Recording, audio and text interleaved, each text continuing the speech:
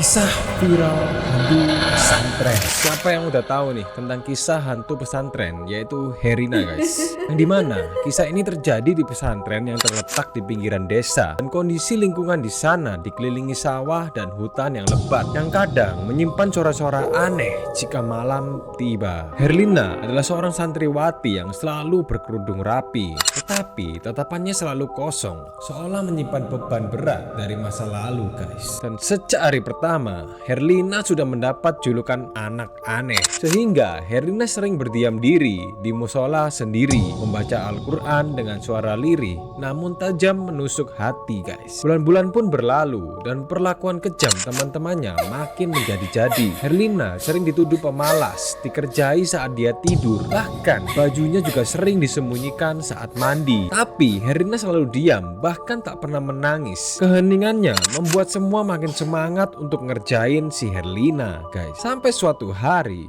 cincin istri Kiai di sana hilang setelah digeledah. Tak berlangsung lama, cincin itu ditemukan di dalam lemari Herlina. Saat itu suasana pun meledak. Hampir semua anak menyalahkan Herlina dan menuduhnya sebagai pencuri. Tetapi Herlina hanya diam aja guys. Herlina hanya menatap langit-langit dengan bibirnya bergerak pelan, seolah mengucapkan sesuatu.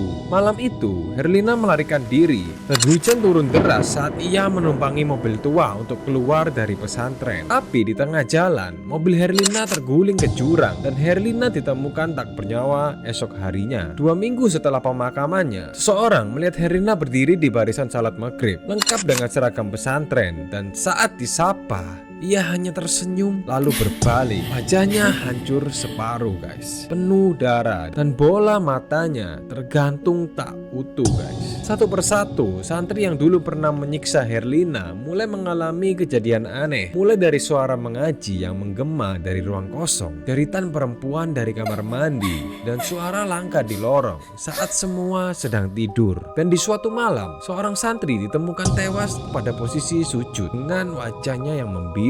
Mulutnya dipenuhi daun-daun kering dari area makam Herlina. Dan akhirnya pondok pesantren ini ditutup 3 bulan kemudian karena rentetan kemetongan aneh ini guys. Istri Kiai mengalami gangguan jiwa, santri dipulangkan, dan bangunan utama dibiarkan kosong begitu aja.